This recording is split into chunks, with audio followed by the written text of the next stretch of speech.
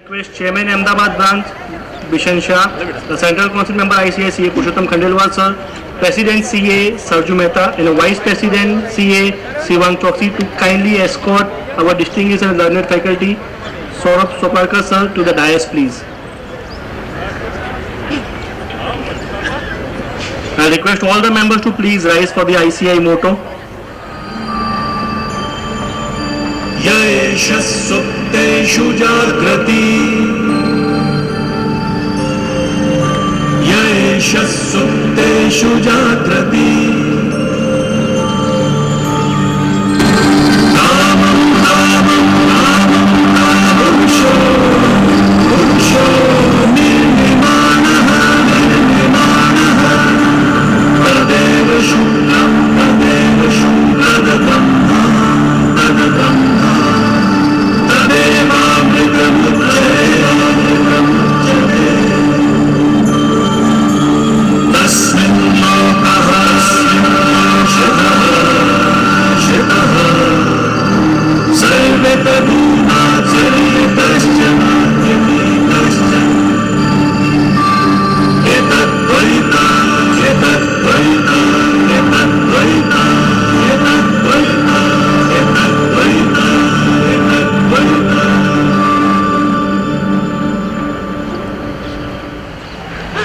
I request Chairman Ahmedabad branch C. Bishanasa for his welcome address to this August gathering on day 2 of this technical analysis of union budget. Thank you Nirav ભાઈ. માતૃભૂમિનું સન્માન માતૃ સંસ્થા દ્વારા માતૃભાષાના હેતુથી આજે મહાસુદ 14 Vikram Samvat 2079. Good evening all. Most respected faculty and all present here are fans of him. Bhishma Pitama for all of us, Senior Advocate SAURABH SOPARKAR sir, our visionary Central Council member Purushottam Khandelwal ji, President of Chartered Accountant Association Ahmedabad, CA Sarju Mehta, Vice President of Chartered Accountant Association Ahmedabad, CA Shivang Choksi, other office bearers of CA Association, Vice Chairperson of Ahmedabad branch, CA Dr. IP Anjali Choksi, Treasurer of the Ahmedabad branch, CA Samir Chaudhary, Managing Committee member CA Sunil Sanghvi, Regional Council members of Ahmedabad branch, CA Vikas Jain, CA Hitesh Pomal sir and CA Chintan Patel, all the seniors and friends. I can say most importantly, respected seniors in the profession who constantly showering their blessings on me and team Ahmedabad branch, and our dear young members and students. Without your unconditional support, your Ahmedabad branch was not able to be the best branch and the best Vikasa in the country.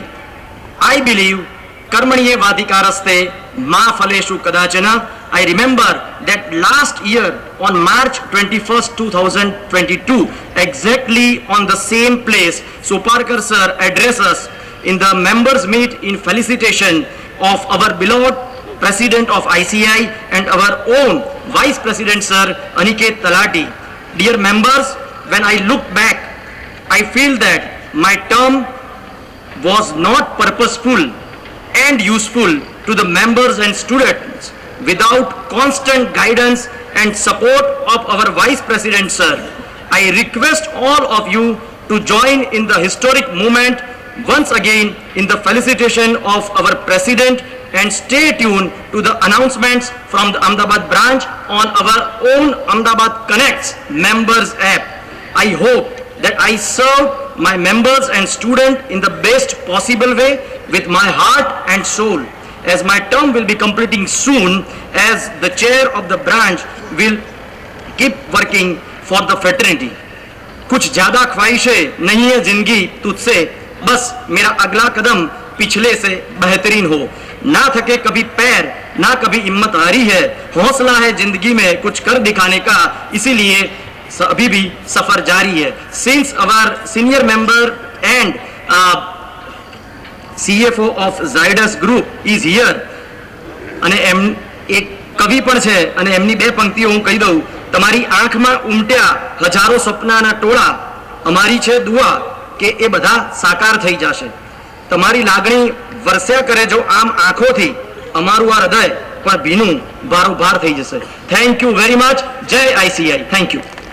Thank you, Chairman, sir. I would now like to request CA Association President Sarju Mehta, sir, for his welcome address to this August gathering. Good evening, all of you. Respected Saurabh Bhai, on dais, our Central Council member Purushottam Bhai, all other dignitaries of the dais, my brother Bishan Bhai has given a warm welcome to all of you. I too welcome all of you. Budget is cool, so we are offering you a little hot atmosphere today. Pardon for us, pardon for that. And let us start the session with the Nirav Bhai. What comes? I welcome you all. Thank you, Sarju Bhai, for keeping it short. I'll request Purushottam Khandelwal, sir, the Central Council member ICAI, for his welcome address to this August gathering. Good evening. Most respectful Soparkar ji, Chairman of the Ahmedabad branch, always known for innovative program, Bishan Paisha, President of CA Association, one of the best association in India, and always raise the issue for the members, Sarju Bhai, Vice Chairman Vice President Sivang Choksu, Secretary of the branch, Nirav Agrawal, past galaxy of the past Chairman of Ahmedabad branch, Managing Committee member, and respected members. It makes immense pleasure to be amongst you. I will not take much of a time, but I have to say one thing, that on this 18th of this month, मतलब महाशिवरात्रि અમદાવાદ બ્રાન્ચની already બિલ્ડિંગ્સનો foundation stone laying ceremony છે જે આપણે કરવાના છે ને આમાં હું બધાને આમંત્રિત કરું as a chairman of this infrastructure committee આપણે એ તમે હાજર હો એવી મારી પ્રાર્થના છે. બધા આપ વિટનેસ હો કે અમદાવાદમાં ભવ્ય બિલ્ડિંગ બને છે, એટલા માટે બધાને ઇન્વાઇટ કરું છું કે 26 તારીખે અનાઉન્સમેન્ટ આવશે, કોઈ ફેરફાર થશે તો, પણ મોસ્ટ પ્રોબેબલી મહાશિવરાત્રિ આ પ્રોગ્રામ રાખવાનો છે, ભગવાનનો દિવસ છે ને આપ સૌ પધારો એવી મારી હાર્દિક શુભેચ્છાઓ છે. બીજું ICAI office practice management software launch કરો, જે ગઈકાલે મેં પણ કીધું છે, જેને ના રજિસ્ટર કરવા એ રજિસ્ટર જરૂર કરે ને એનો બેનિફિટ લે. બાકી ICAI is working hard. We are working on the sustainability. We are not only for the working for the members and students, but we are working for the public at large. We are working on the sustainability, profit, planet, and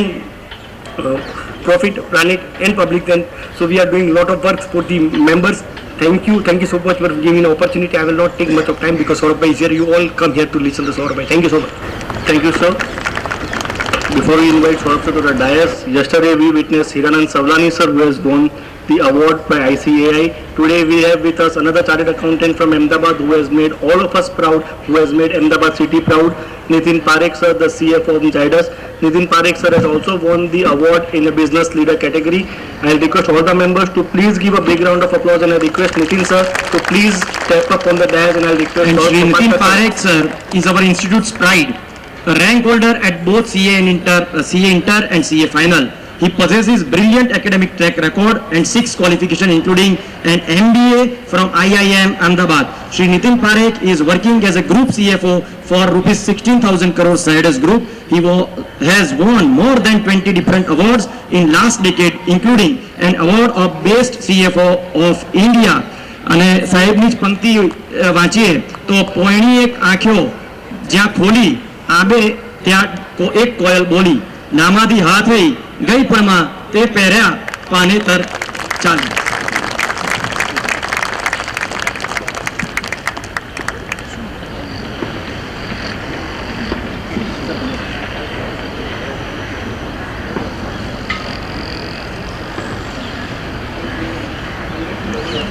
Thank you so much, Nitin sir, for making Ahmedabad and all the members chartered accountant fraternity proud of you. Moving ahead, I'll request Team Ahmedabad led by Chairman Bishan Bhai and Central Council member Purushottam sir to please welcome and felicitate SAURABH SOPARKAR sir with a Gandhi stall, book and a memento, a small token of appreciation on behalf of Ahmedabad branch. Thereafter, I'll quickly request Team Chartered Accountant Association led by President Sarju Bhai Mehta and Vice President Sivang Bhai Choksi to welcome and felicitate SAURABH SOPARKAR sir with the memento.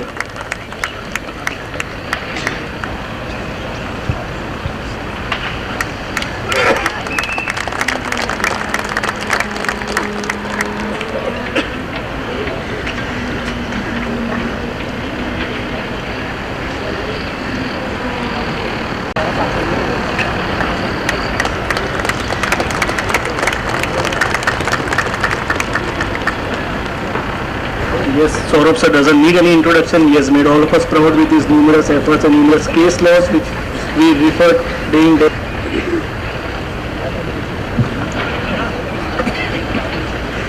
I request sir to please take the charge and address this August gathering with his wisdom. Thank you, sir.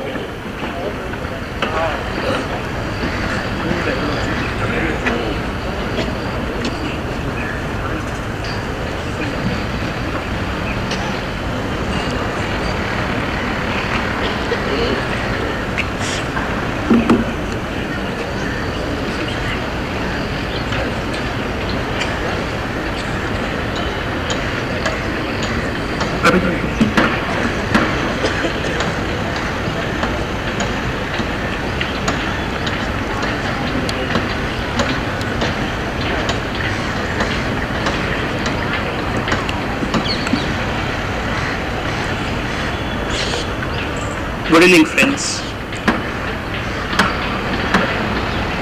Here તડકો ઘણો છે, so obviously everybody has moved there. મને option હોય તો હું પણ ત્યાં આવી જાઉં, પણ મને ઓપ્શન નથી, so I need to be here. And so I need to be here with this goggles which I normally would not like. Anyway, I start with two congratulations. One, congratulations to Bishan Bhai and his team for being declared as the best branch of the country by the institute. They really deserve a big applause.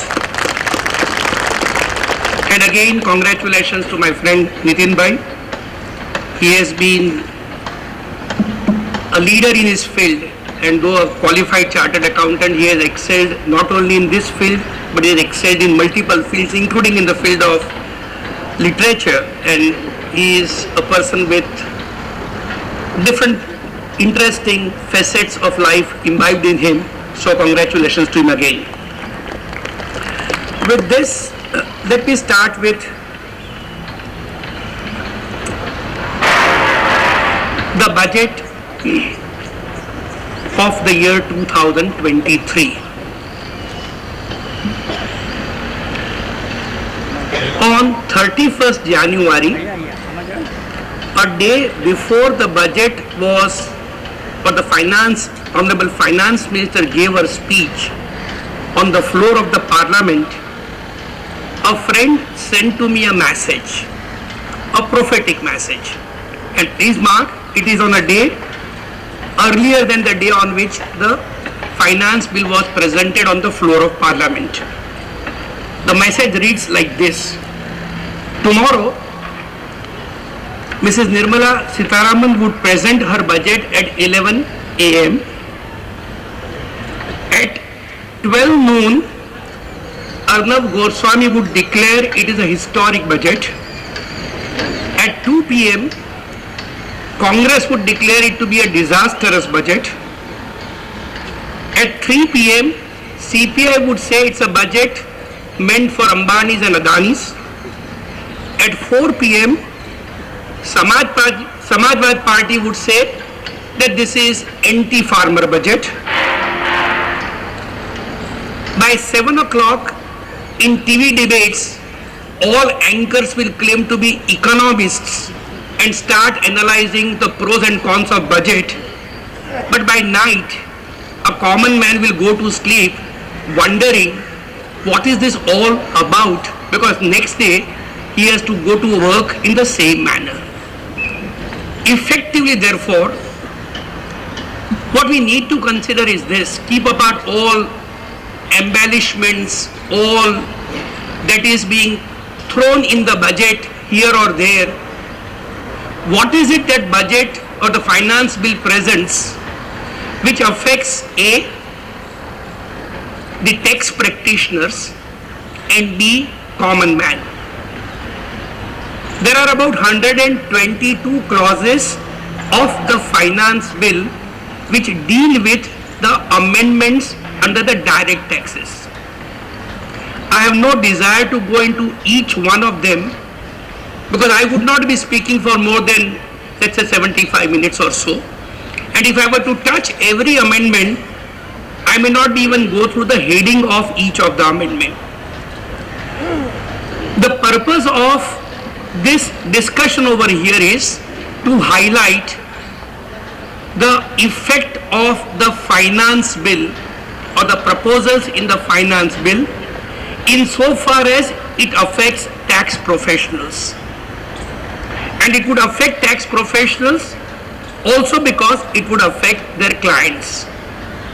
Therefore, I would not be going into a large number of amendments which may be A, inconsequential, B, they are to give effect to something which has happened ages back, C, they are sector specific and the sector is a very, very small sector like business trust.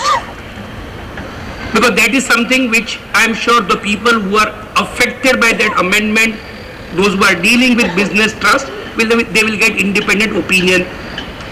Purpose of this discussion today is going to be how is it that budget would affect the practitioners, friends, all of you, who would practice by and large on a day-to-day basis on the regular provisions of the Income Tax Act.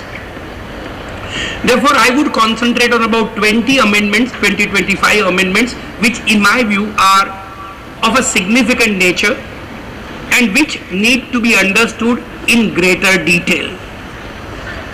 With this preliminary remark, let me go to the first amendment. The first amendment deals with the rate of tax, but I would for the time being keep it back because I will deal with it when I go sequentially to section 115 BAC. Therefore, let me pick up the second most important amendment, and that is in relation to charitable trusts. 2 years back, by the Finance Act 2021, significant amendments have been made to the manner in which a charitable trust would have to suffer assessment.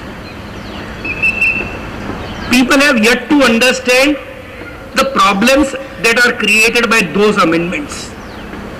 As if that is not enough, now series of amendments are being suggested by the finance bill in the matter of assessment of a charitable trust.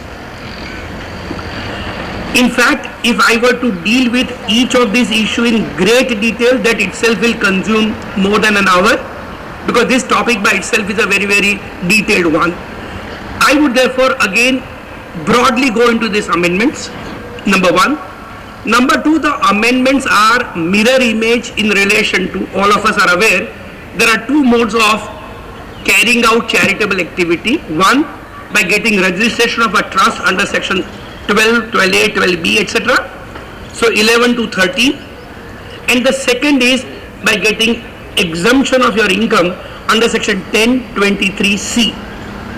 Now, in as much as broad spectrum of the scheme under both is the same, and in as much as the proposed amendments are also almost verbatim same, I will be discussing the amendments generally insofar as charitable trust under section 12 etc. are concerned, but please take it from me that the same set of amendments are proposed even in relation to section 1023C institutions.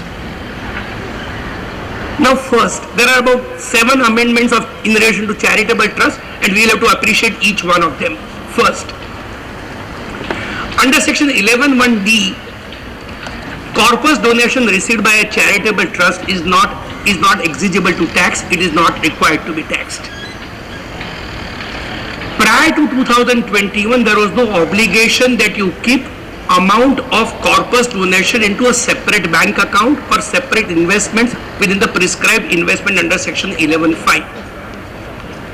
Legislature found that people are receiving corpus donation but then using corpus donation for day-to-day functioning. They were not, so to say, treating it as a separate fund as corpus fund. So in the year 2021, law is amended whereby explanation 4 is put up, whereby it is provided that in case of corpus donation, you will have to keep money into a separate bank account or separate investment, which is a permissible investment under section 11(5). The provision also was that if you withdraw money from the said corpus, it will not be taxable.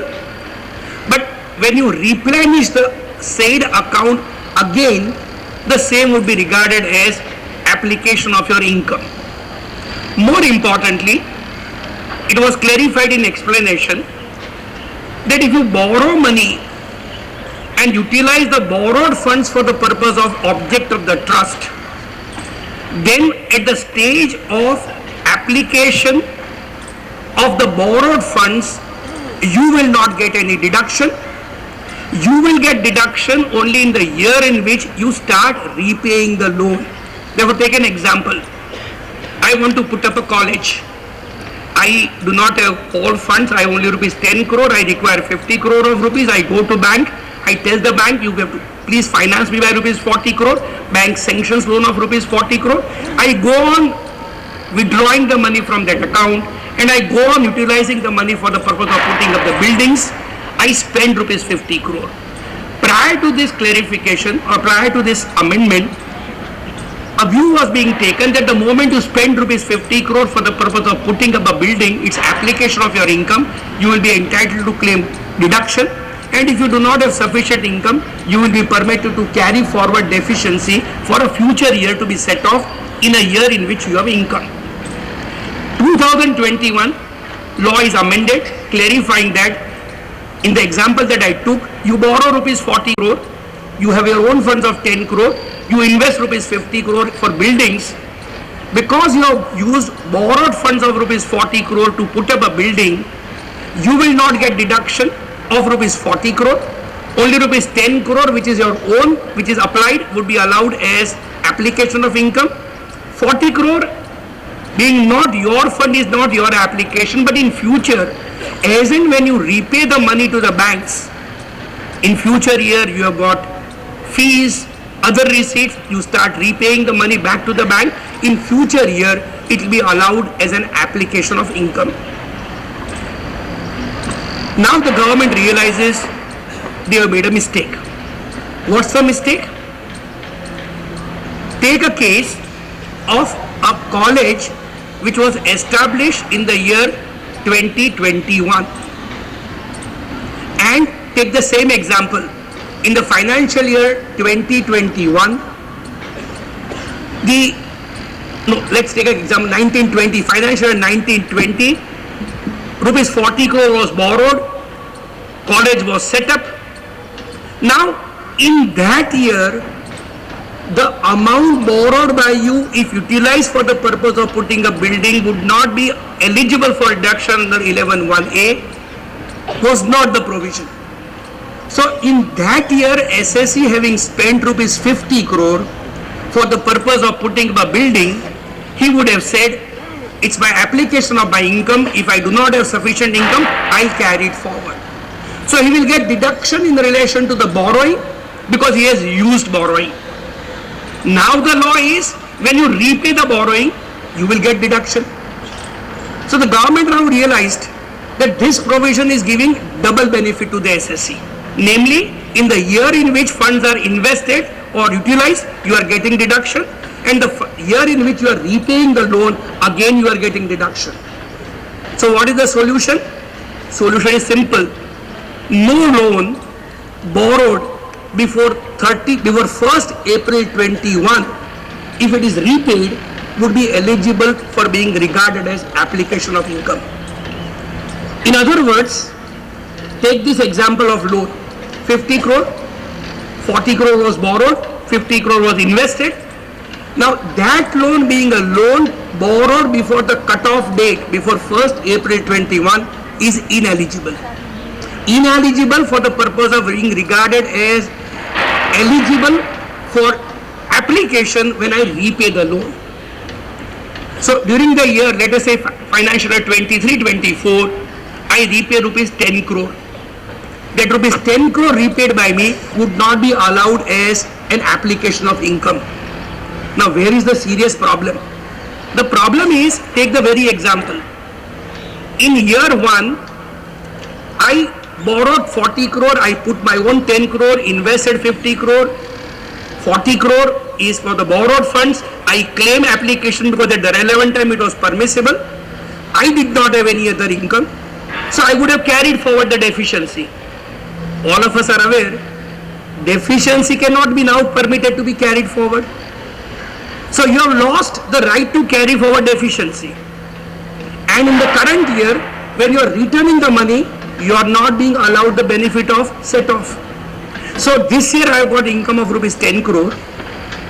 I returned the loan by rupees 10 crore.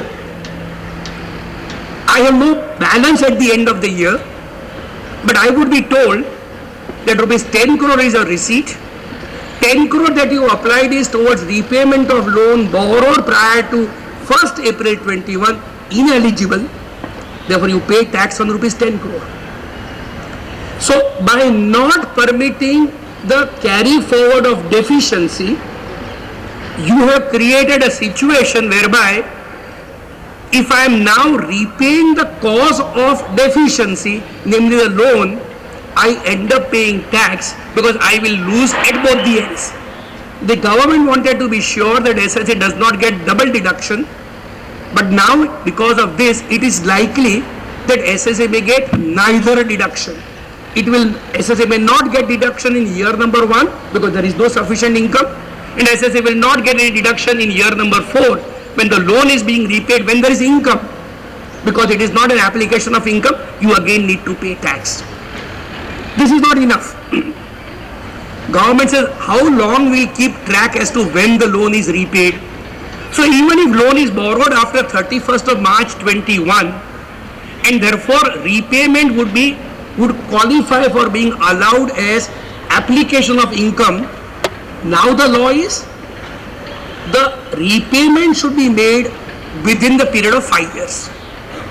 So I borrow from the bank on a long-term basis. Bank says fine, even if you repay over a period of next 10 years, we have no problem. Income tax department says once 5 years are over, any repayment thereafter will disqualify. Therefore, a charitable trust will have to have a financial model so worked out that within 5 years it can repay loan, or if it cannot repay loan, it has otherwise sufficient funds that it can repay even at a later date without getting the benefit of application of income. This is one amendment which is going to create, in my view, a chaotic situation. Second, now this is on account of the fact people have been misusing, so I am not really blaming the government, but the second proposal is, today the position is, if I receive rupees 1 crore as a charitable trust, I have an obligation to spend 85% thereof, 15%, rupees 15 lakh, I did not spend, I just can keep it apart. Further, in the matter of spending rupees 85 lakh, I have an option. Either I spend on my own, or I can give it to another charitable trust other than by way of corpus donation. So what used to happen was this. Now this is what the government's version is. Maybe it may be true, it may not be true. What government says is, trust A receives rupees 1 crore, it has to spend rupees 85 lakh, so it gives to another trust rupees 85 lakh. So far as trust A is concerned, 15 lakh it is right to save, 85 lakh it has given over, problem is over. Trust B receives rupees 85 lakh, it will retain 15% of 85 lakh, let us say around 14 lakh, and then give further 71 lakh to trust C. Trust C receives rupees 71 lakh, it can retain 15%, let's say around 10 lakh, and it will give rupees 61 lakh to trust D. The argument was, by this circular transaction or by this graded transaction, nobody spent money and everybody got the benefit of tax exemption. Right or wrong, I am not looking into the expression of opinion of the government. But then you could have provided that if a trust receives donation and gives donation, it will not be permitted beyond a point or whatever. Now, instead of providing that, what is provided is interesting. If instead of spending money on your own, if you give donation to another charitable trust, which is not a corpus donation, because corpus donation in any case is not eligible, then only 85% of the donation amount would qualify for application, which would mean I receive rupees 1 crore, I have right to keep apart 15 lakh, I have a right to give rupees 85 lakh, give 85 lakh. But if you give 85 lakh, you will get benefit of only 85% of 85 lakh, meaning thereby for the differential amount you will have to pay tax.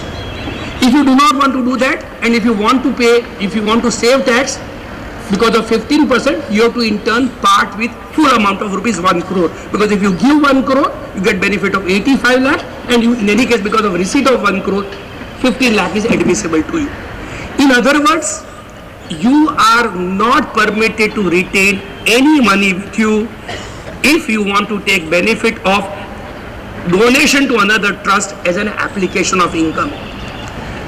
So now, trusts will have to be very, very careful in ensuring that if they are giving out money to another charitable trust, they are going to get deduction only of 85% of their outflow.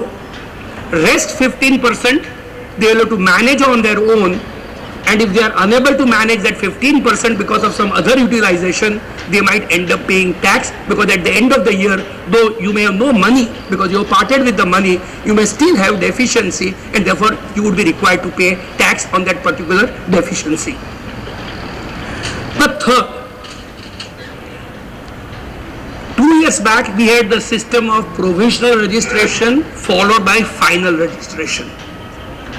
Now this has created chaotic situation, because every existing trust was required to apply for provisional registration, it was to be granted for 5 years, etc., etc.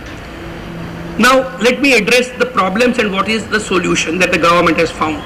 Problem number 1, rule as to provisional registration reads, or the section reads, that you will have to ask for provisional registration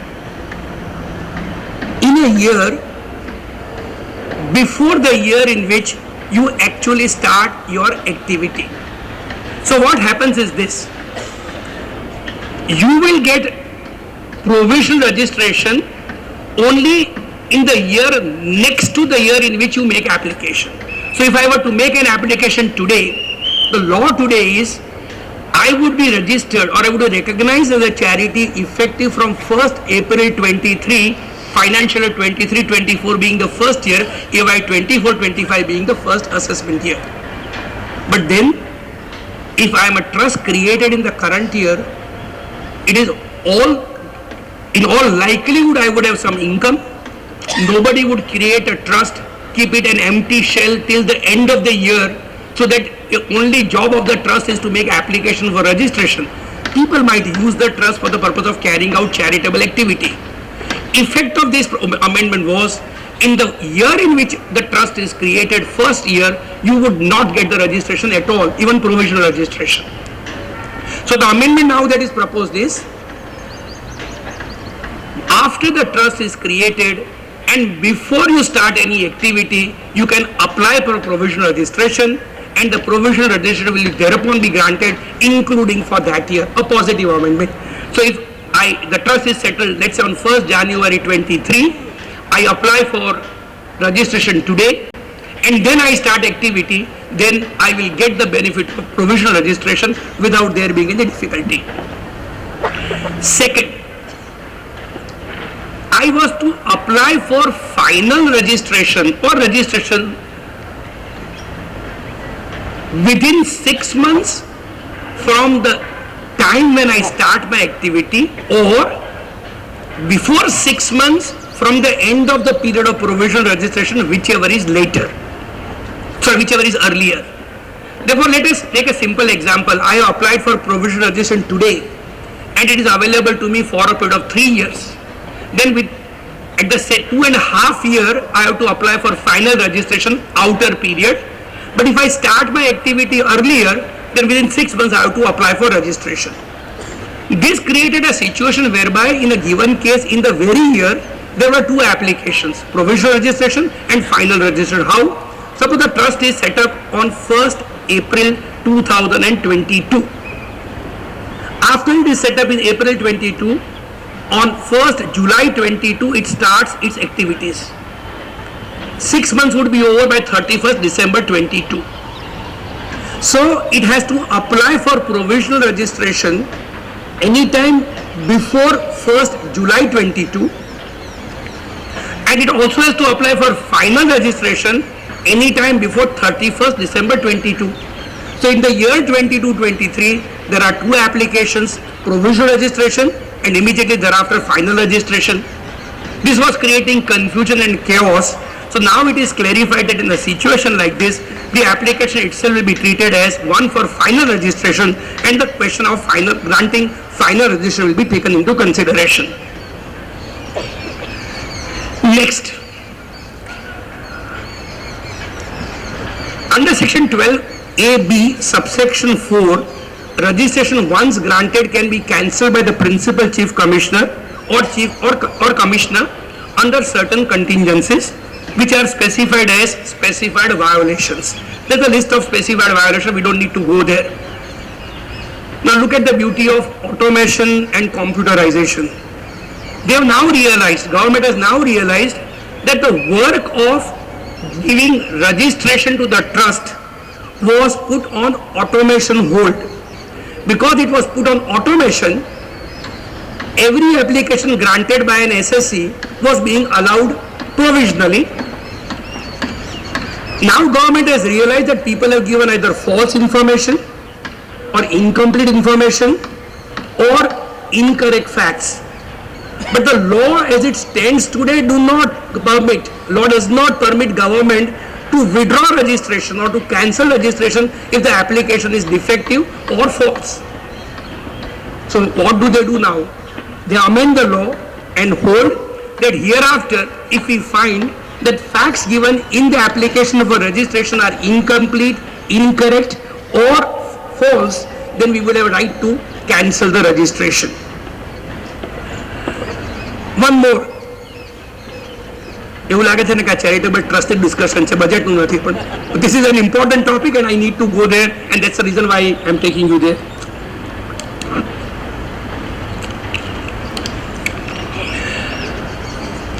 Now because a trust is registered only for a specified period, 3 years, 5 years, at the end of that period if you do not apply for re-registration, registration would be over.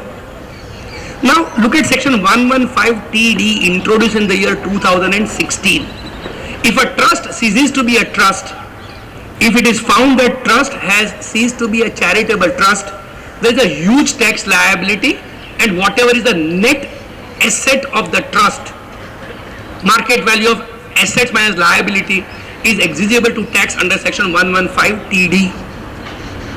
But then government realized that 115TD does not cover cases like the present one where an SSC, a trust, does not go for renewal of registration. So if I have a trust and I do not seek renewal and I permit registrations to die natural death, I may skip the liability under section 115TD because it is not as if I have committed breach of any statutory provision. So now amendment is being proposed under which if you do not apply for re-registration, if you do not apply for extension of registration, then you will be required to pay tax at the time when your registration comes to an end on the full amount of the net worth of the trust. One administrative problem, all of you would know much better than me. Today a trust having income which is liable to be taxed without 11, 12, etc., has to file return of income, also have a tax audit. Now, in the audit report in relation to the trust, auditor has to certify as to whether or not necessary declarations under form 9A or 10, etc., have been filed. That is for the purpose of keeping apart or setting apart that 85%. But look at the dates. Today the dates are, you have to file your audit report, you have to file your return by 31st October, audit report a month before that, 30th of September, and what is the date for filing the form? 31st of October. So how do you in your report of 30th of September make a statement as to whether or not a form is filed when the form itself was not due for filing on 30th of September? So how do you solve the problem? You make obligation to file this form earlier than the date on which auditor has to give his report.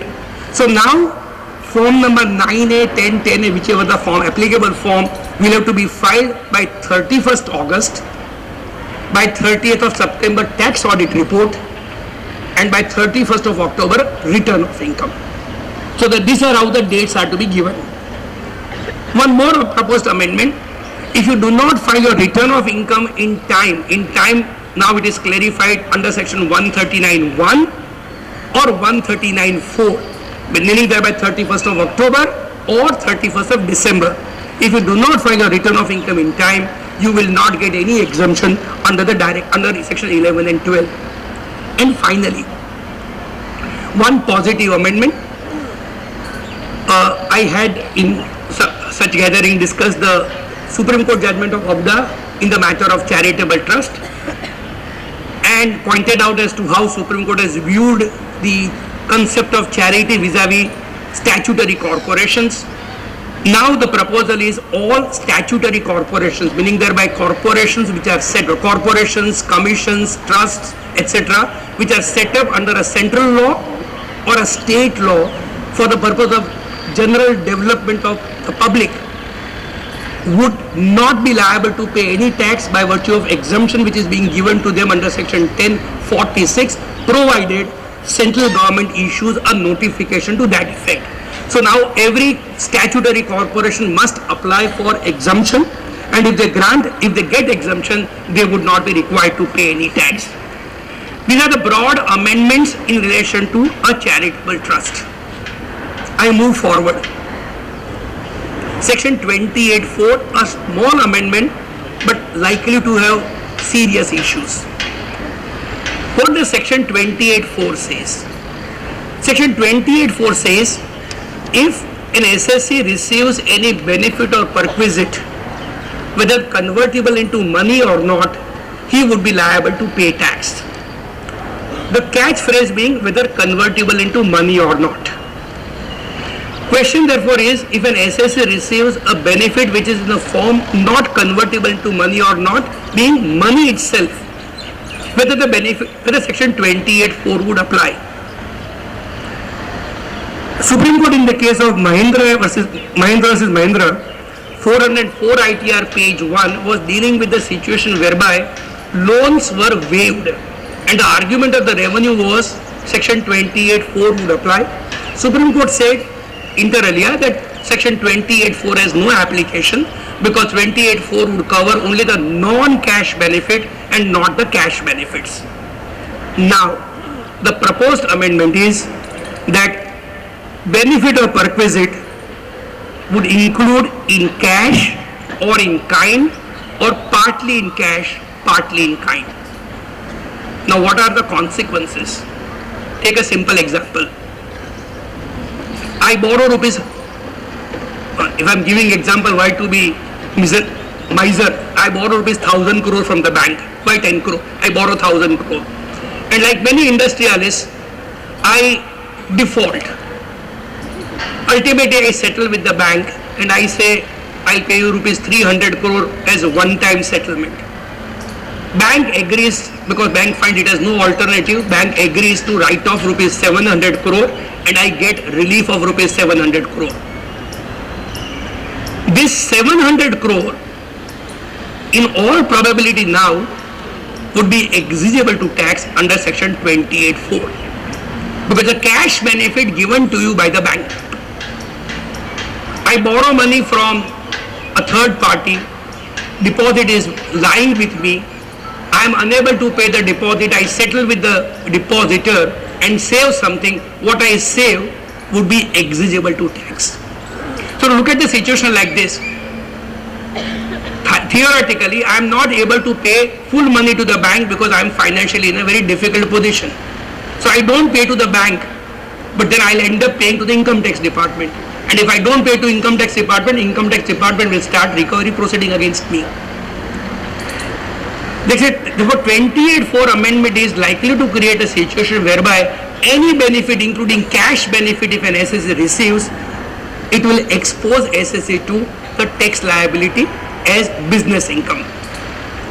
Let's go to the next amendment, 43B. This is one section which is being used or misused to achieve every possible objective other than income tax benefits. Don't pay provident fund dues in time, 43B. Don't pay interest in time, 43B. Do not pay other taxes in time, 43B. So now one more handle. Clause H is being introduced.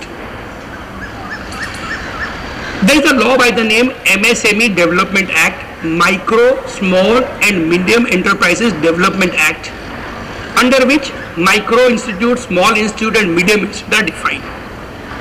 The proposal is, if at the end of the year any amount is outstanding and payable to any micro or small unit, please mark medium is excluded. If any amount is outstanding and payable to micro and small institute, institute, whole of the outstanding amount would be disallowed if it is beyond the agreed period or the period of credit. Now let's slightly pause. Under MSME Act, the law says if there is an agreement between the parties to give credit, agreement will not go beyond 45 days. You shall have to make payment within 45 days. And if there is no agreement between the parties, that law says you will get credit only of 15 days. So what is the position? Take a situation whereby there is no agreement between the parties as to when the payment would be made. Bills are raised on 10th, let's say 14th of March. Law obliges me, which law? MSME Act. Law obliges me to make payment by 29th March. I release check on 1st April. Whole outstanding amount as on 31st March will be disallowed. Not only this, unlike other provisions where if you make payment by the due date for filing return of income, this disqualification would not apply. This exception is not available here. Therefore, whether you have made payment by the due date for filing return of income or not is completely irrelevant. Only one question: did you make the payment if the amount is outstanding? Is the amount outstanding at the end of the year within the period of credit? If yes, you will get deduction. If it is not within the period of credit, you will get no deduction. So therefore, how would it operate? Every SSC will have to keep a track of all its vendors, whether it's a medium or whether it's a micro or small enterprise. Because if it's a micro or small enterprise, the SSC will have to ensure that payment is made to that vendor in time. If you do not make payment to vendor in time, you are likely to be exposed to the disallowance. So you will have to keep complete track of who are the vendors and whether or not they are registered. Secondly, this provision does not depend upon as to whether or not SSC was aware of this. Nor is there an obligation on that micro or small enterprise to intimate to the SSC in advance that yes, I am micro or small enterprise. So you deal with a person without knowing it's micro or small enterprise. You do not make payment to him within the prescribed time. Year gets over, you lose allowance in this year. Next year when you make the payment, you will get the deduction. Now I understand the purpose of this amendment is to ensure that MSME sector is protected. But the question would be, would it really be protected? If I have an option as an SSC to deal with micro and small on one hand and other than micro and small on the other hand, why would I deal with micro and small and expose myself to the possible disallowance? I would rather deal with a normal person. So the amendment, though it may have been introduced with a laudable object, how it would ultimately pan out, only time will tell. Presumptive taxation. Presently under section 44 AD, if you are an SSC having turnover up to rupees 2 crore and if you are paying tax at 8% in relation to non-account paid check transactions or 6% in relation to account paid check transaction, it's a presumptive tax and there will be no further inquiry, no audit. So let's say I have got turnover rupees 1.90 crore, 1.5 crore is by check, 40 lakh of rupees by other account paid check, 40 lakh is by other than account paid check. On 1.5 crore, I pay tax at 6%, 9 lakh. On 40 lakh, I pay tax at 8%, 3.2 lakh. I pay tax on rupees 9.2 lakh and I go home. Now, the proposal, okay, for the professionals, 44 ADA says that if your receipts are up to rupees 50 lakh and if your receipts do not exceed more than a receipt of up to 50 lakh, then in that event you will be entitled to claim that my income is not more than 50%, and if you are prepared to pay tax on 50%, the matter comes to an end. Now this provision is being extended to give benefit to a larger group of people. 2 crore limit for businessmen is being raised to rupees 3 crore. 3 crore on a condition that cash receipt should not be more than 5%. So if your receipt is now rupees 2.80 crore, of which not more than 5%, not more than rupees 14 lakh is by other than account paid check, you have a right to go for this presumptive taxation. Similarly, in case of professional, limit is being raised from rupees 50 lakh to 75 lakh, again on a condition that cash receipts do not exceed 5% of your total receipt. I wonder as to how many people would in any case be showing cash receipts. So it will never exceed 5%. But nonetheless, this is what the presumption is. Okay. Now, section 48. Section 48, as all of us are aware, is in the matter of computation of capital gain.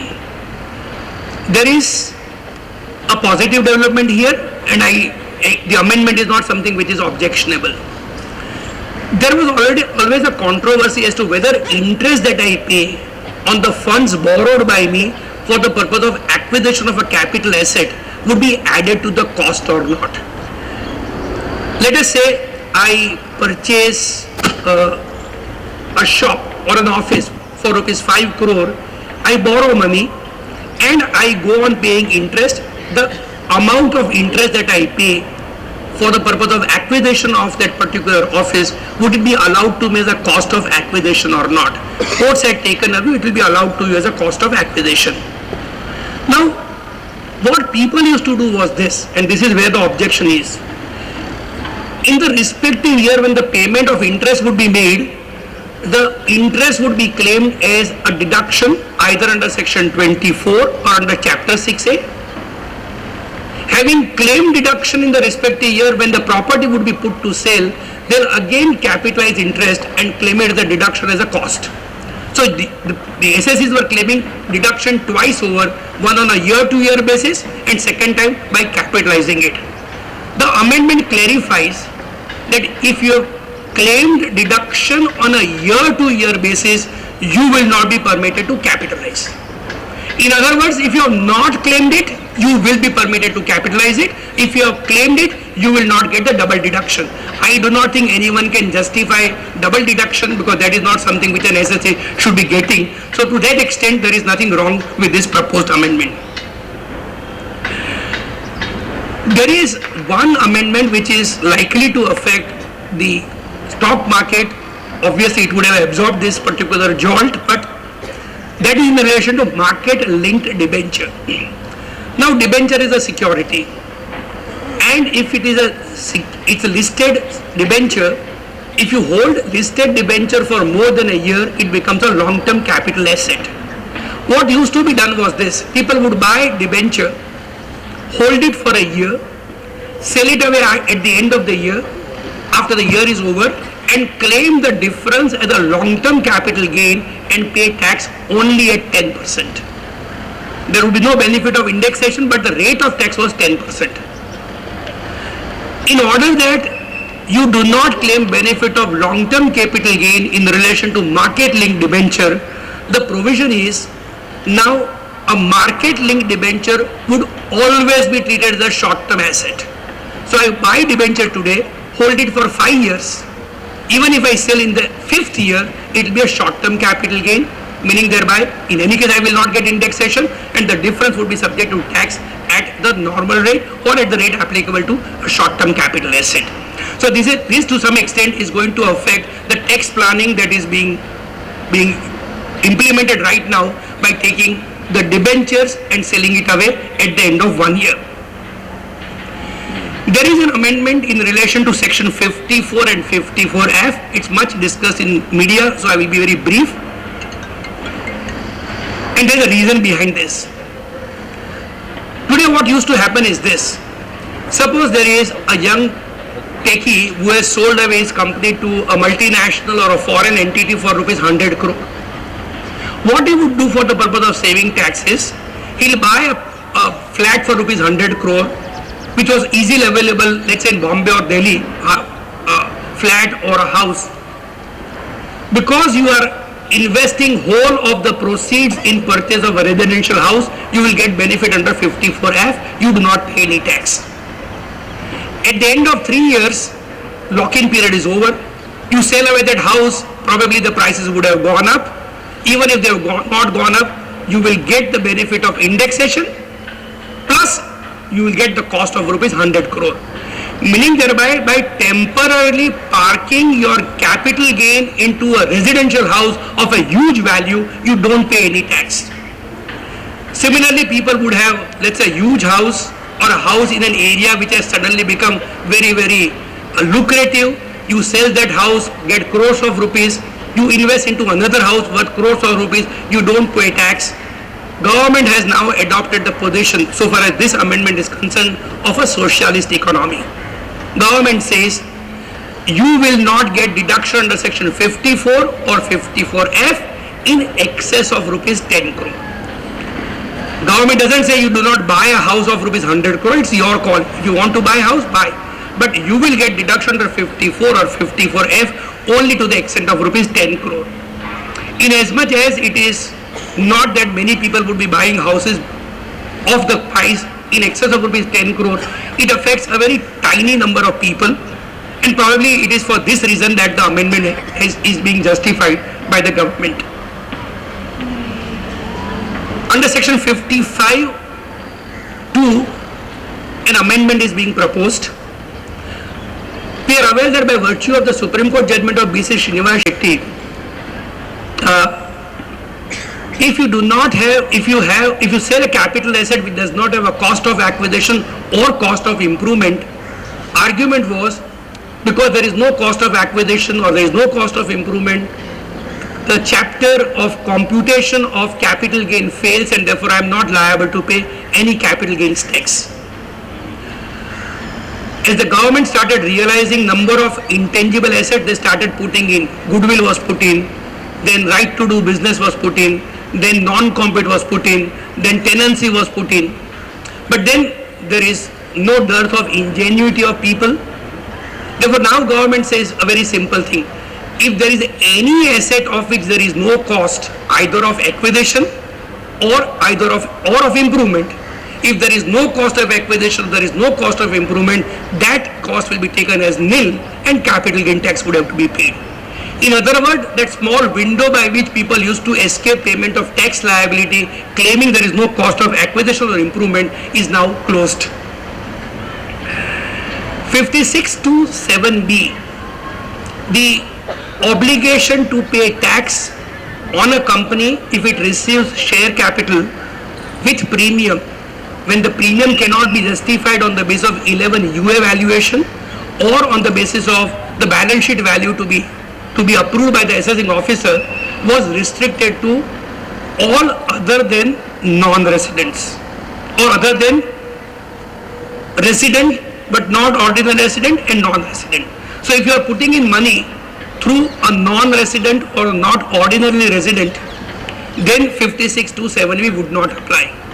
So if there is an Indian company which is inviting share capital from joint venture partner from abroad, or there is a strategic investment from a party abroad or by a non-resident, section 56(2)(7)(b) did not apply, and whatever be the amount of premium, company was not required to pay tax.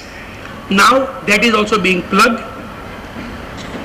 If you receive during the year any share premium from irrespective of who has given the share premium, resident or non-resident, section 56(2)(7)(b) will apply. And if you cannot justify the premium either under rule 11 UA or on the basis of your balance sheet, the differential amount that you have received will become income of the current year. Section 56(2), that provision whereby by deeming fiction income is being added in the hands of SSE, every year you find couple of additions. There are two additions. One I will not take up because it is in relation to business trust, does not concern almost any of us. But the second one is which is important. We need to go back to section 1010D for that purpose. Under section 1010D, if you have got money on encashment of an insurance policy, you are not liable to pay any tax. 1010D says amount received from an insurer is not liable to be taxed. People started misusing the provision. Uniquely, insurance policy was therefore kept out unless the premium is less than rupees 2.5 lakh. Then if the premium in a year is more than 10% of the capital value of the policy, even that was kept out. Now government has found that people are investing into these policies as and by way of investment proposal only. Therefore, rich high net worth individuals would, let's say, take out a policy of rupees 5 crore, premium may be less than 50 lakh, and if it is less than 50 lakh, it is not more than 10%, so not ineligible, and they will go on accumulating their money into the policy. When they will get the money back, it will not be subjected to tax at all. So now the amendment is, if during the year, this is inapplicable to only those policies which are taken after 31st March 23. So if a new policy is taken after 31st March 23, where the premium is beyond or above rupees 5 lakh, you will not be entitled to claim benefit under section 1010D. And suppose every year you pay rupees 6 lakh as premium, and when the policy matures you receive rupees 50 lakh, then in that year rupees 50 lakh minus the amount of premium that you have paid. Let's say you have paid premium for 5 years, 50 lakh minus 30 lakh, on the balance of rupees 20 lakh, you will have to pay tax. There's only one way you can save, and government is charitable. Only one way you can save this, provided you die. Because the section says if you die and if your heirs receive it, government says we will not then tax even that 50 lakh rupees. I now go to section 115 BAC.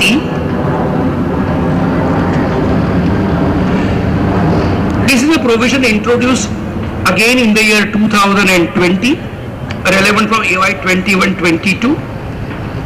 Now what does section 115 BAC says? Section 115 BAC now prescribes the rate at which a individual, be HUF, unlike old 115 BAC, now AOP, BOI, AJP, and because trusts are also to be treated as individuals, in my view, even the trust would have right to go to 115 BAC. I am using the phrase right to go to, and not that you are bound to go to for a reason. This is an optional scheme. So what does this section provide? Unlike the present scenario where you start paying tax if you have income in excess of rupees 2.5 lakh, and there are 6 slabs, 2.5, 5, 7.5, 10, 12.5 and 15, and slab 5, 10, 15, 25, 30. Now there are only 5 slabs starting from 3 lakh, 3, 6, 9, 12, 15, and the marginal rate is 5%, 10%, 15%, 20%, and above 15, 30%. So there is a marginal reduction in the amount of tax. Secondly, if you go for this particular new scheme, under the old scheme, or if you do not go under the scheme, you do not get the benefit of the rebate under section 87A. If you go under the new scheme, you are also now being given the rebate, which would mean that as against rupees 5 lakh, 3 plus 2, you are entitled to get the benefit up to rupees 7 lakh.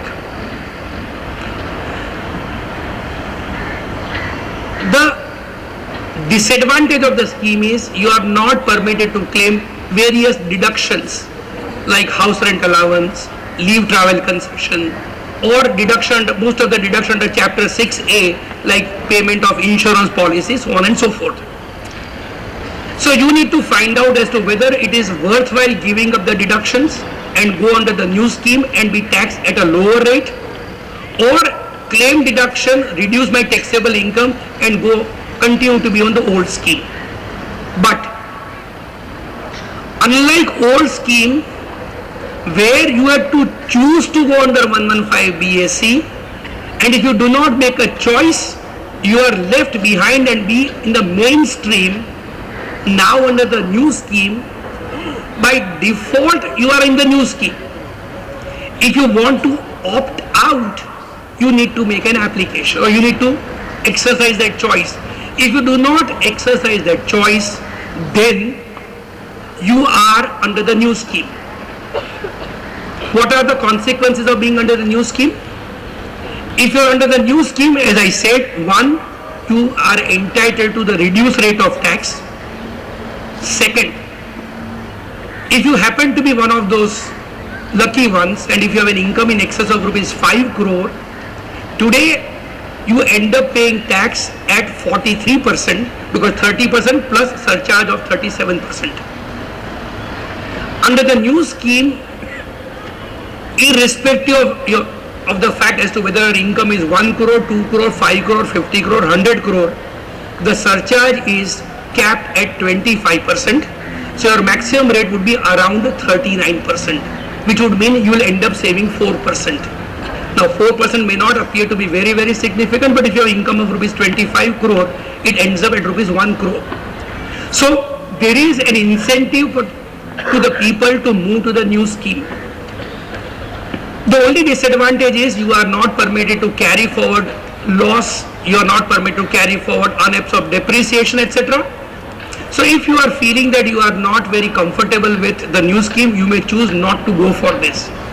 However, once you opt out, you have, if you have business income, once in a lifetime chance to go back. Once you exercise that option to go back, then you are stuck there. If you do not have business income, you can every year choose whether I should go by old scheme, new scheme, old scheme, new scheme, whatever is more convenient, I will do it. But if I have business income, I will have to take a long-term view, and on the basis of that long-term view, I will have to decide whether I would like to go under the old scheme or the new scheme. And once I make a choice, I have a right to change the choice once thereafter in the subsequent year, but not in a period thereafter. If I'm asked question whether it's better to go for new scheme or old scheme, I would say it all depends upon the case of the SSC. If you do not have business income, you don't need to take that decision at all on a permanent basis. Take decision on a year-to-year basis. If you have business income, prima facie, new scheme would be better. But then ultimately it's a prescription which everyone has to decide for itself, rather than there being a generic statement that this is better or this is not good. Section 115 BAE is being introduced to give concession rate of tax to new cooperative societies which start manufacturing activity. Tax rate is 15% on manufacturing income, other income 22%, income from other source 30%. Broadly, it is in line with section 115 BAE, special rate of tax applicable to manufacturing companies. So I will not go there beyond this, except I do not know why. The requirement is you must start your activity you must start manufacturing by 31st March 24. How do you expect within 1 year to start manufacturing activity? I am sure if I am here next year, I don't know whether I will be here or not, but if I am here next year, I will be telling you that this March 24 is extended to March 25. Why can they not say that you have provided you start activity within 3 years? But no, they want to ensure that people are at the back of their mind, it troubles them to be on toes, that they start activity by 31st March, and if they cannot, they lose the benefit. I now go to search provision. Today, if there is a search, the assessing officer has a power to take services of a police officer, or any other officer of the central government. But now the search party finds life has become far more complex. Technology is far more superfined. Digitization, cloud storage, problem with decoding of data probably is creating more and more complication. I'll only leave over here a small but interesting issue. Suppose there's a search at the premises of A, and the search party tells Mr. A that you open your phone, I want to see your phone. Does he have a right to say, I don't want to do it, you do whatever you want to do? Because if it's an Apple phone, I'm sure nobody can open it. Can he be compelled to open the phone? There is a decision of a court taking a view, he can't be compelled, but that's a larger issue, and as I said, this is not the time to discuss this. But therefore, the revenue finds, they are handicapped because they do not have experts to assist them at the time of search. So provision is being introduced that the search party may not only bring police officer or other government officers, they may also bring in experts, domain experts, forensic professionals, valuers, archive experts. If somebody has got very, very expensive drawings, obviously you can't really value them unless you take someone who is an expert in the field. But I was amused by the list of the experts that they will take. It also includes locksmiths and carpenter. So, kadiya le jawa ke taag lawa le jawa prabha power chhe.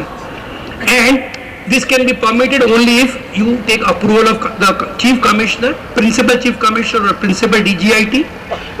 The department also is now being given a power to make a reference to experts within 60 days from the end of the search, and the expert will have to give report within 60 days thereafter. I now take you to the, okay, we have time. I now take you to reopening provisions. Again in the year 2021, the whole provision of reopening had undergone a sea change. We know the chaos created by revenue applying old law and ultimately Supreme Court judgment of Ashish Agrawal, which created more chaos, be that as it may. Now, this new law has been used for 2 years and they have found there are problems. So some amendments. One, section 148 is sought to be amended by saying that notice to file return of income will prescribe minimum time of 3 months. Today the section nowhere says within what time AO will ask SSC to file return of income. Normally it is within 30 days, but now law says 3 months. Or such extended period as AO will grant on an application of the SSC. But if you do not file your return of income in time, within 3 months or extended time, then you would not be permitted to file return at a belated stage, and revenue will proceed under section 144. So one will have to be very careful in ensuring that notice under section 148 is responded to by filing return within the prescribed time. I have always wondered the standard practice adopted by everyone of writing a letter that please treat my old return as in compliance with section 148. Should it be continued in view of this provision? I would strongly suggest please do not continue to go by that old method, because the now law requires specifically return to be filed within a specified time. If some officer comes, I know of a judgment of the court saying it is permissible, but I would still wish that we do not continue that particular methodology. Second, section 149, time limit to issue notice. Today you are permitted ordinarily to issue notice for reopening within 3 years from the end of the relevant assessment year. Therefore, assessment year 18-19, 3 years would be over. 18-19, so 19-20, 20-21, 21-22. By March 22, it has become time bar, unless that 10-year extended period is taken, where I am not going. For 19-20, the time limit would be over on 31st of March 2023. Now, the proposal is this. There are at times when searches take place, and at the time when the searches take place, lot of documents are found. But it is not possible for the revenue to process the documents immediately. It will take some time. So the proposal is, if a search takes place after 15th March, let us say, take the current example, 15th March 23, then the period of limitation of 3 years could be counted by excluding this period of 15 days. In other words, if search takes place, let us say on 20 March 20th, 2023, ordinarily, or as the law stands today, by 31st March 23, AY 1920 cannot be reopened. After 31st March 23, AY 1920 cannot be reopened because 3 years would be over on 31st March 23. The proposed amendment is, they will be given extension of time up to 15 days. So, even if the case is reopened on, let's say, 5th April 2023, 5th April 2023 would ordinarily mean beyond a period of 3 years from 1920. But because of this extension of 15 days, they would have right to reopen even beyond the period of 3 years to that limited extent of 15 days. Next, time limit within which assessment will be framed. Or before that, let me go to section 151. 151 talks about the sanction. Who shall sanction the reopening? Section 151 is in two parts, where reopening is within the period of 3 years. Sanction can be given by PCIT or principal DIT, CIT or DIT. But if it is beyond 3 years, it will be only by principal CCIT or principal DGIT. Or if they are not available, by CCIT or DGIT. Now the phrase "or if they are not available" is being taken away. In other words, if the case is being reopened beyond the period of 3 years, it can be by principal CCIT, principal DGIT, CCIT or DGIT. There is an interesting technical problem which I will just share with you, because it's a matter which is being argued before the court, as yet we do not have a judgment. Here now, we all are aware that now section 148 will follow 148A proceedings. For 148 and 148A, both the sanctioning author is the same. Take a case is being reopened today. It's not a search case. Case for the assessment in 1920 is sought to be reopened today. It is within the period of 3 years. So notice can be legitimately be issued by principal CIT. But under 148A clause B, notice will be issued to me. I will give reply. He will then pass an order, and then he will issue notice under 148. Let's say 1 month time is taken away in that process, or let's say 2 months time is taken away in process, and ultimately he passes the order on 15th April. By 15th April, 3 years are over. Can SSC argue that, sir, limitation period of 3 years is in relation to section 148 and not 148A? You may have started your bus earlier, but you should reach in time to the destination, and if you have taken time in reaching the destination, and if within that, if the limitation is over, nothing can be done. That's an argument which is still not being addressed by this particular amendment. Section 153, which is prescribing the time within which assessment has to be framed. There are 2 amendments or 3 amendments. One, and I find every honorable finance minister wants to do tinkering. Earlier we had time of 24 months, then 18 months, then 12 months, then 9 months and 12 months. Now, today the law says that assessment has to be framed within 9 months from the end of the relevant assessment year. So for assessment at 22-23, assessment should be over by 31st December 23. Honorable Finance Minister says this is too short a time. So now, instead of 9 months from the end of assessment year, what is being prescribed is 12 months, 3 more months. That's not a very major issue. Major issue is what I say now.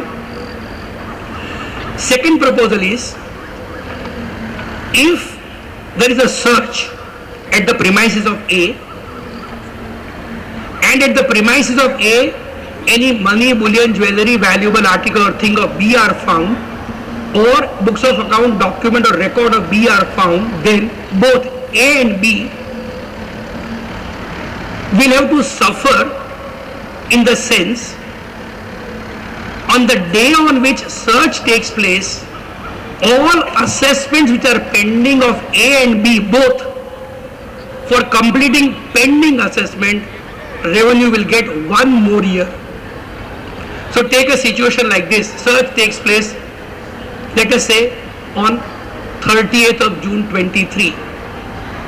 On 30th of June 23, assessment for assessment year 21, 22, 23 would be pending. That assessment, which ordinarily would have been over by 31st of March, let's say 22, 23 was pending. That would have been over by 31st of March 24.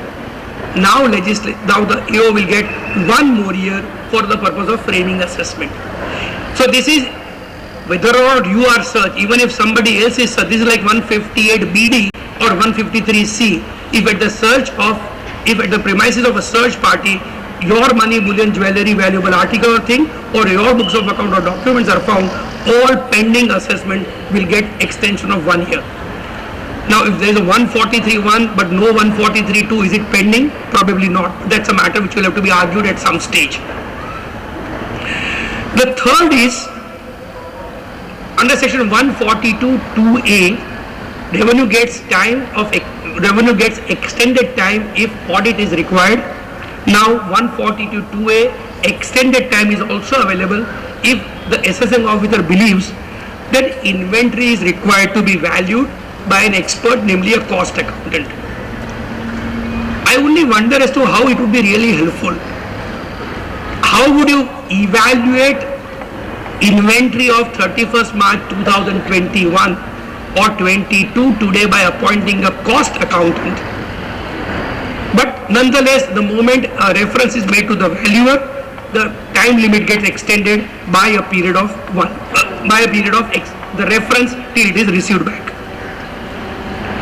There is a small amendment to section 155 where if you paid tax on an income in year 1 but it is subject to TDS in year 4, you are not getting credit of TDS in year 4 because you are not offering income in year 4. So now what is being proposed is you will get credit even in year 4. The moment you get proof that in year 4 the deductor has deducted tax, you have right to apply to the assessing officer under section 155. He will modify your assessment of year 1, give you credit in that particular year, albeit without interest. You will not get interest, but you will get credit in year number 1. Just as section 28.4 is being amended to include cash, benefit or perquisite, either in cash or in kind or both, there is a similar amendment under section 194R. This is necessary because, please recall, last year when section 194R was introduced for the purpose of TDS on benefit or perquisite, subsection 1 said any benefit or perquisite would be subject to TDS under 194R. Proviso says it could be in cash or in kind.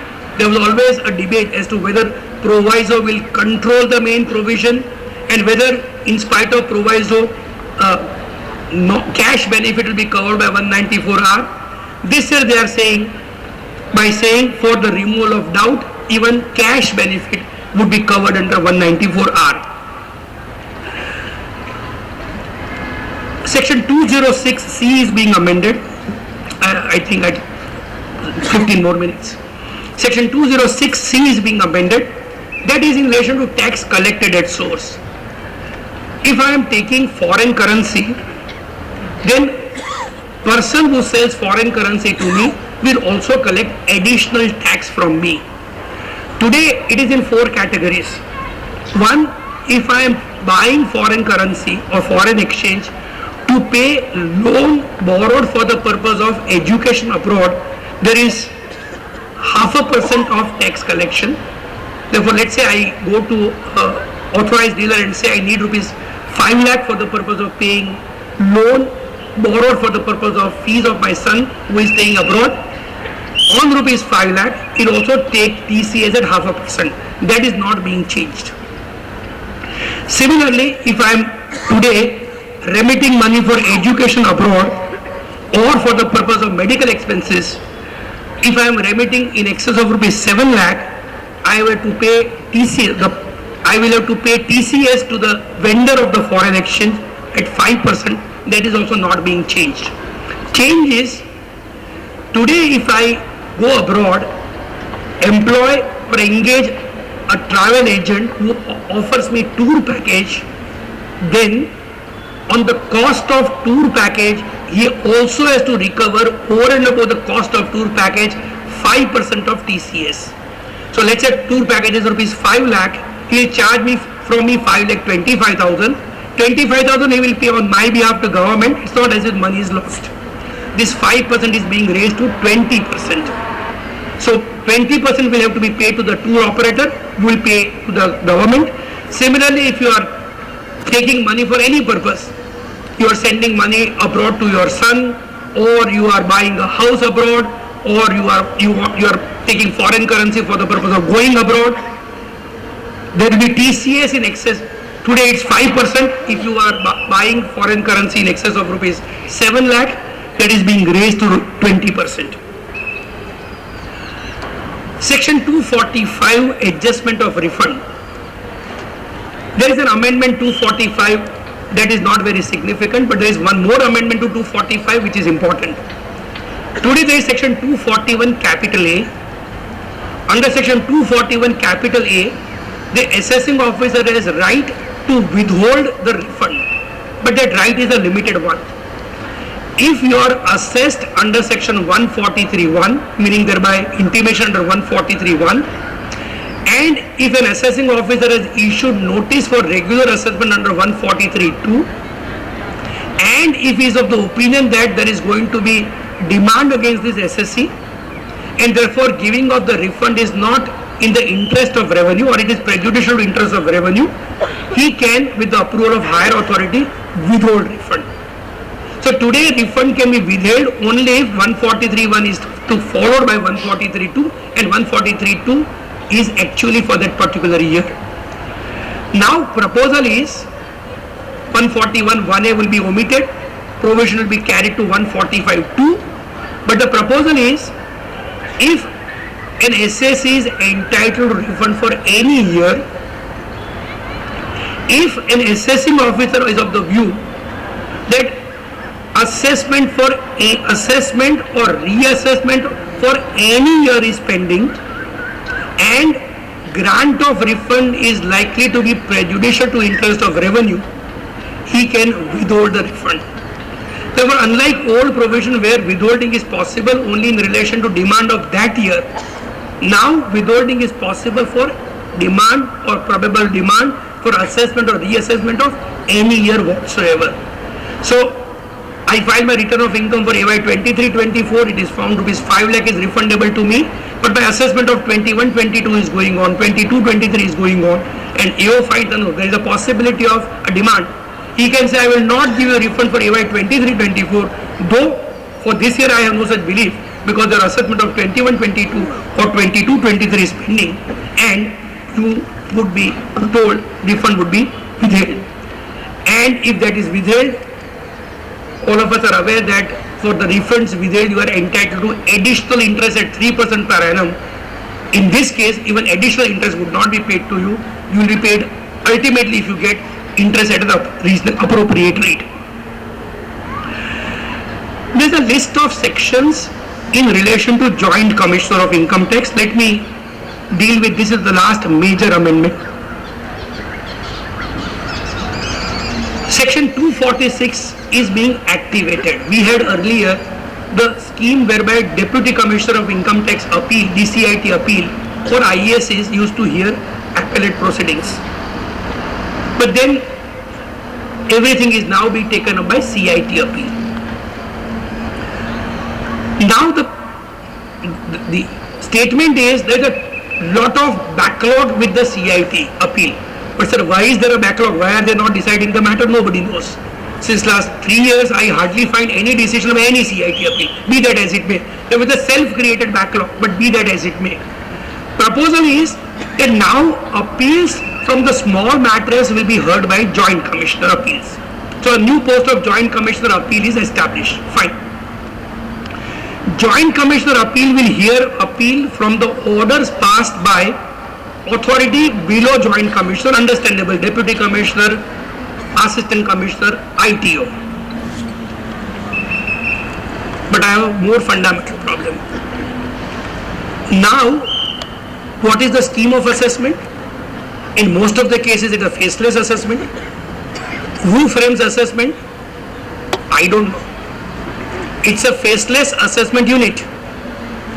And who are the members of faceless assessment unit? Right from principal CIT to ITO.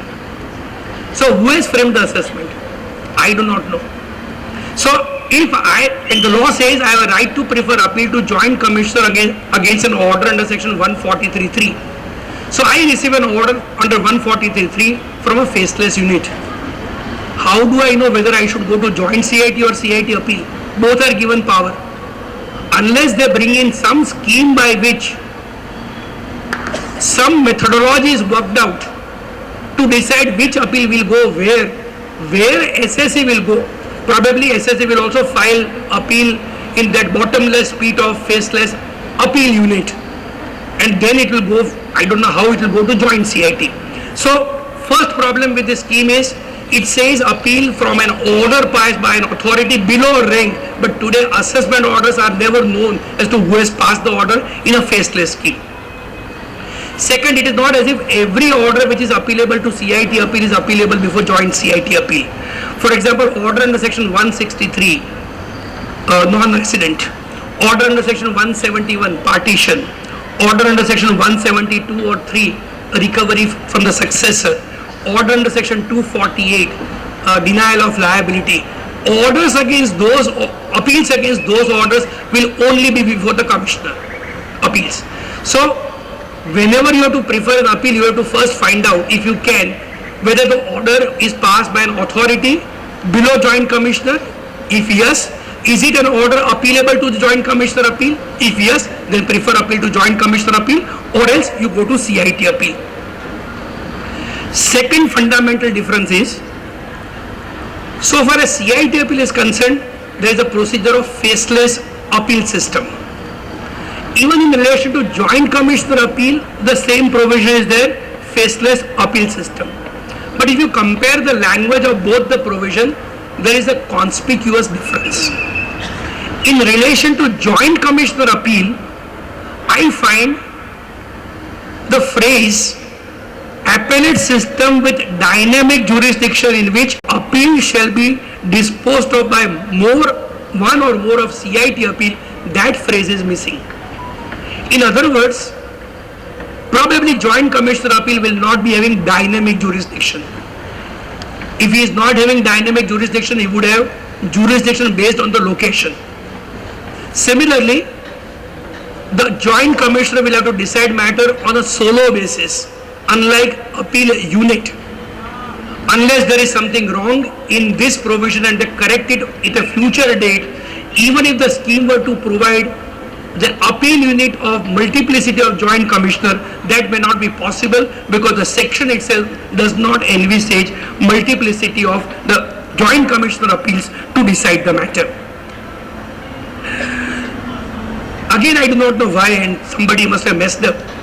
Under section 272 capital A, if you do not reply to Commissioner appeal, he has a right to levy penalty and you have a right to challenge that penalty to the tribunal. Similarly, if you do not reply to Joint Commissioner appeal under section 272A, he has a right to levy penalty, but no appeal is provided to tribunal. Why? Probably somebody has not examined and compared the two provisions, so there are also problems like this. There is a minor change in relation to penalty under 271C, 276B, where 194R and 194S obligation, TDS on benefits or perquisites, or TDS on transfer of the digital asset, they would also be subjected to TDS. If you do not do it, you may ultimately end up paying penalty or you may be liable to prosecution.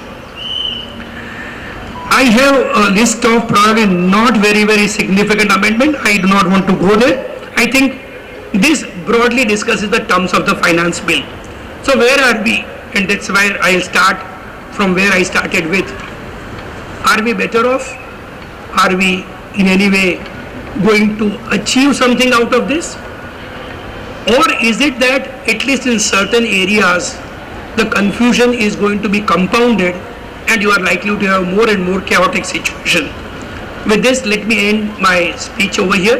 Thank you very much for giving me a very patient hearing. I request all to be seated for 2 minutes just. I request CA Mayur Moda, Joint Secretary of Chartered Accountant Association Ahmedabad, to give a vote of thanks. Thank you. Thank you, Bishan Bhai. Good evening, everyone. It's my privilege to have been asked to propose a vote of thanks on this occasion. I, CA Mayur Moda, Secretary of CA Association Ahmedabad, on behalf of the Ahmedabad branch of WIRC of ICAI and CA Association Ahmedabad, extended very heartily vote of thanks to our eminent speaker, Senior Advocate SAURABH SOPARKAR sir, who took out his valuable time out of his busy schedule and enrich us with his great knowledge on the topic of union budget. Sir, I really thank you for guiding us and making us understand the topic by decoding the union budget in an easiest possible manner. I am sure that your guidance shall help us all out in the future. Also, I would like to thank our branch chairman, CA Bisansa, our CA Association President, Sarju Mehta, Branch Secretary Neerav Agrawal, for organizing such wonderful session and getting us eminent faculty for the topic, without whose session budget analysis cannot be completed. Thank you, everyone. Thank you.